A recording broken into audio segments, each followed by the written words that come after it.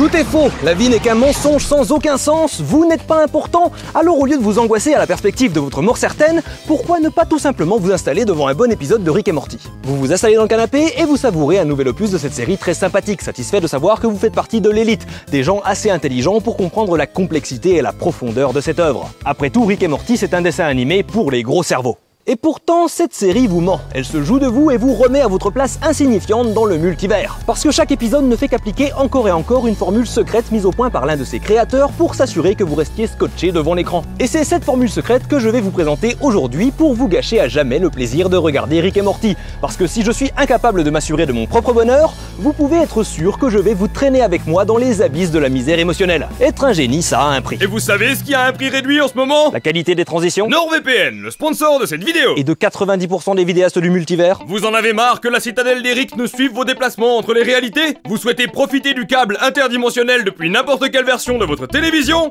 Ce n'est pas encore possible avec NordVPN. Mais si vous êtes n'importe qui à part Rick Sanchez, alors NordVPN est la solution pour vous. NordVPN vous permet de vous connecter en un clic ou même en 0 clic avec la connexion automatique à plus de 5300 serveurs dans 59 pays. Votre série préférée n'est pas encore sortie sur Netflix en France, mais elle est déjà accessible aux personnes ayant une adresse IP aux États-Unis. Avec NordVPN, vous pouvez avoir une adresse IP américaine. Yeehaw! Et le tout sans aucun ralentissement imposé par votre fournisseur d'accès. Le streaming n'a jamais été aussi rapide. Profitez de la promotion été, avec une remise de 73% sur l'abonnement mensuel et 4 mois offerts. Et si vous n'êtes pas satisfait dans les 30 premiers jours, le remboursement est garanti. Rendez-vous sur nordvpn.com/letropeur pour bénéficier d'un abonnement de 2 ans avec 4 mois supplémentaires gratuits. Et un cadeau bonus avec une énorme réduction.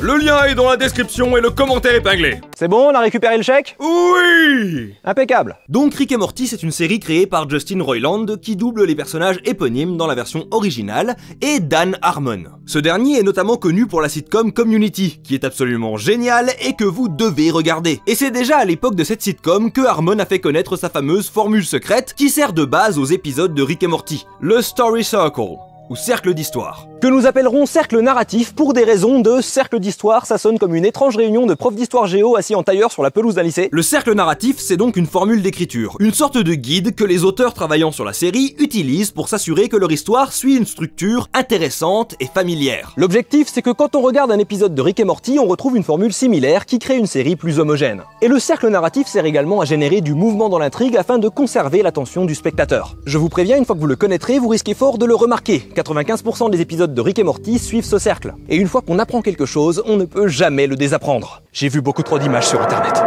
Mais si vous êtes resté jusque-là, c'est que votre insatiable curiosité est plus forte que votre bon sens. Ce qui fait de vous un très bon protagoniste pour le cercle narratif puisque vous venez de passer par les 2 premières étapes et que vous êtes sur le point de dépasser la 3e. Mais ne brûlons pas ces étapes. Elles ne nous ont rien fait.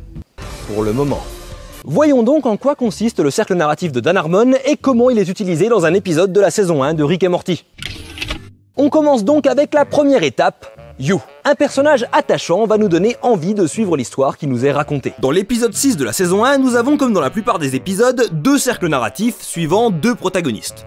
2 You. Morty pour l'intrigue A et Jerry pour l'intrigue B. Harmon précise bien que le personnage doit être attachant, c'est une règle de base en narration, mais si je ne suis pas intéressé par ce qui arrive à un personnage, je ne suis pas intéressé par l'histoire qu'on me raconte avec lui. J'ai potentiellement sorti une série complète à ce sujet. C'est très subjectif bien sûr, mais il y a des petites astuces pour créer de l'attachement envers un personnage. Par exemple, Morty est un adolescent mal dans sa peau, ce qui correspond à l'expérience de 90% des humains, je suppose. Du coup, on s'imagine bien à sa place et on s'investit dans ses aventures. Pour Jerry, c'est un peu différent, c'est un gros loser, un punching bag pour l'univers, et on le regarde pour savoir comment il va se faire bolosser aujourd'hui.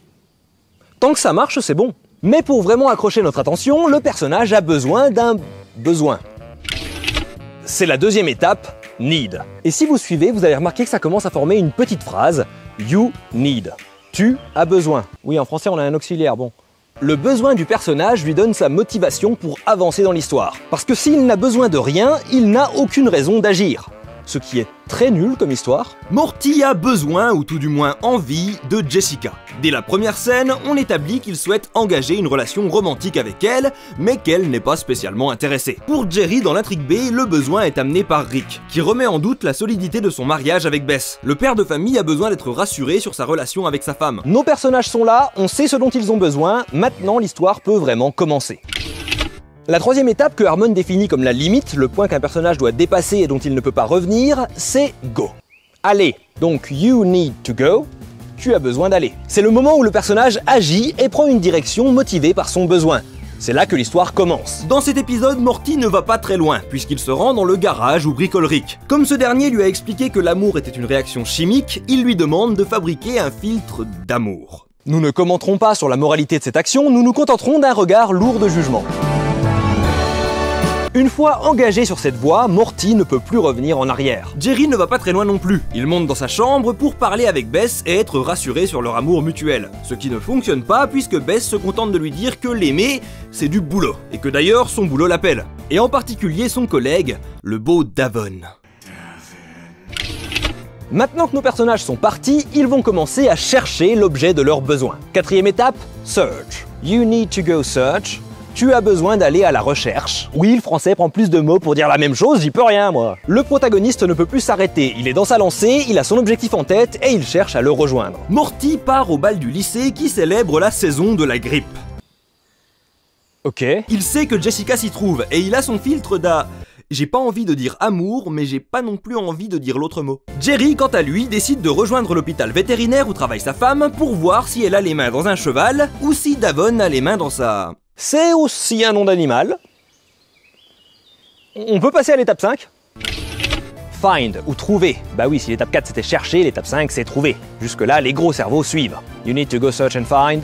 Tu as besoin d'aller à la recherche et de trouver. C'est le milieu de la structure. Ça ne veut pas dire que c'est le milieu de l'épisode. Ça va grandement dépendre de la façon dont le cercle est utilisé. Mais en règle générale, le milieu d'une histoire, c'est le point où la situation est renversée. On parle souvent du midpoint twist, du retournement de situation centrale. Il y a un pivot qui s'effectue dans l'intrigue. En gros, oui, notre personnage trouve ce dont il a besoin, mais il en paye le prix. C'est le point le plus bas de son développement et à partir de là, il doit remonter à la surface. Donc Morty trouve Jessica, utilise son filtre de l'instrument plus gros qu'un violon et plus petit qu'un violoncelle, et elle tombe amoureuse de lui. Sauf que Jessica a la grippe, et le filtre d'amour se combine au virus pour se propager à travers l'humanité, à l'exception des personnages partageant l'ADN de Morty. Cette intrigue A impacte directement l'intrigue B, puisque en partant à la recherche de l'adultère de sa femme, Jerry la retrouve, mais elle est menacée par de dangereuses abominations folles de Morty. Heureusement, en chemin, il a découvert un nouveau penchant pour la violence et est fin prêt à botter des...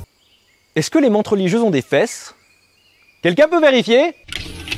On arrive donc à l'étape 6, take ou prendre. Le personnage prend quelque chose d'autre que ce dont il avait besoin afin de revenir vers la situation initiale. C'est à ce moment qu'il commence son ascension et prend une toute nouvelle direction. Comme il a touché le fond, maintenant il ne peut plus aller que vers le haut. Ce qu'il prend, ça peut simplement être une décision. En anglais, on peut dire to take action, littéralement prendre action, ce qui veut dire commencer à agir dans un but. Dans notre exemple, Morty prend la fuite.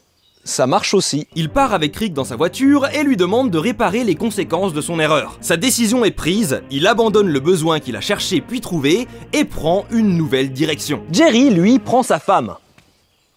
Avec lui, pour la sauver. Maintenant que le potentiel amant est un monstre et qu'il l'a tué, ses doutes sur son mariage ont disparu. Son nouvel objectif, c'est de protéger Bess.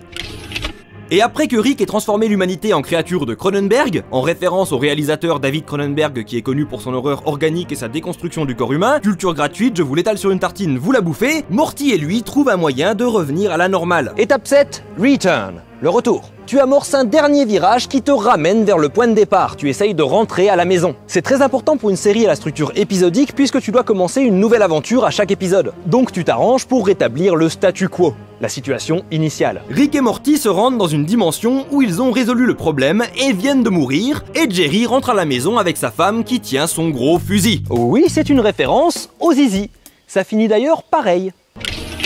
Mais à quoi bon rentrer si c'est pour revenir exactement au point de départ? Si rien n'a changé, l'histoire n'a servi à rien. C'est pour ça que la 8e et dernière étape, c'est change, le changement. Notre personnage a appris ou obtenu quelque chose qui a changé sa vision du monde, l'a fait progresser ou régresser par rapport à qui il était au début du cercle. Ainsi, quand le cercle reprend, ce n'est plus exactement le même You qui part pour une nouvelle aventure. Morty, en ayant dû abandonner sa réalité et sa famille avant d'enterrer le corps d'une autre version de lui-même, revient bien à la maison, mais il est changé à jamais. Il a perdu une part de son innocence et obtenu une nouvelle conscience de la réalité, ou plutôt des réalités. C'est tout son univers moral et enfantin qui s'écroule et le pousse encore plus vers la voie qu'a empruntée Rick. Jerry a retrouvé sa confiance en son mariage et en lui. Débarrassé de Rick et Morty, le reste de la famille semble plus heureux que jamais, même dans les ruines d'un univers peuplé de créatures eldritchiennes. En comparaison, le Jerry de la réalité où le monde est revenu à la normale reprend ses disputes avec Bess, montrant un retour complet à la situation de départ. La boucle est bouclée, on a atteint la fin du cercle narratif, on n'a plus qu'à répéter pour tous les prochains épisodes. Est-ce que ça veut dire que Rick et Morty est en réalité une mauvaise série qui prend son public pour des cons?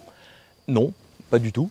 Utiliser une méthode, un squelette préexistant, ce n'est pas un frein à la créativité. Au contraire, ça peut éliminer pas mal de considérations qui peuvent démotiver un auteur qui se lance dans une histoire. C'est pas très fun de devoir s'occuper de la structure quand t'es concentré sur ton univers ou tes personnages. Le cercle de Harmon s'occupe de ça pour toi. Et même en utilisant le cercle narratif d'épisode en épisode, de saison en saison et même de série en série puisqu'il l'utilisait déjà dans Community, Harmon réussit à nous surprendre avec des histoires intéressantes. C'est le but de la formule d'ailleurs, permettre d'écrire des histoires intéressantes. Tout comme on peut faire de meilleurs dessins en se reposant sur des références visuelles, on peut écrire de meilleures histoires en utilisant une formule préétablie. La force de Rick et Morty, c'est la façon dont les personnages sont toujours mis face à des situations qui les poussent vers leurs limites intellectuellement, moralement et surtout émotionnellement. En confrontant sans cesse leurs besoins du moment au prix qu'ils doivent payer pour l'obtenir et au choix qu'ils doivent faire pour en réparer les conséquences, on met les personnages dans des situations propices à leur développement. C'est intéressant, ça les rend plus attachants. Et comme c'est toujours motivé par leurs choix et leurs actions, ça ne semble jamais artificiel. C'est aussi ça le truc quand on utilise ce genre de formule, elle doit être au service de l'écriture et pas l'inverse. C'est un outil, et comme tous les outils, ses bénéfices et ses inconvénients dépendent de la maîtrise et de l'expérience de l'artisan qui l'utilise. Peut-être que maintenant vous remarquerez que l'outil a été utilisé, vous repérerez les points du cercle narratif qui ont permis de construire l'histoire. Mais ça ne veut pas dire que l'histoire est mauvaise pour autant. Au contraire, vous verrez comment cet outil a permis de tailler un épisode de qualité. Savoir quel pinceau Léonard de Vinci utilisait ne rend pas la Joconde moins belle. Vous avez juste appris un peu du savoir-faire de l'artiste. Et si vous vous sentez d'utiliser le cercle narratif de Dan Harmon pour écrire votre propre histoire, n'hésitez pas. C'est une méthode simple, efficace et à la disposition de tous. Alors j'espère vous avoir appris quelque chose d'utile ou tout du moins intéressant. Maintenant, si vous le permettez, j'ai rendez-vous dans une dimension où toutes mes waifus existent et elles sont amoureuses de moi.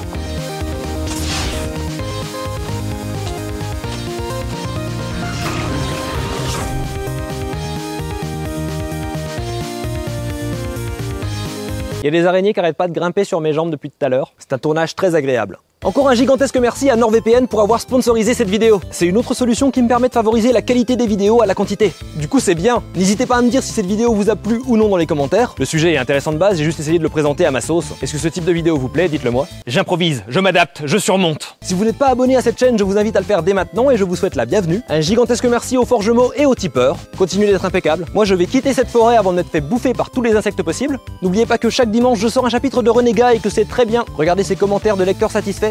On se retrouve très bientôt pour de nouvelles aventures. Si je ne vous revois pas d'ici là, bonnes vacances. Tropper, out. Va-t'en, petite araignée.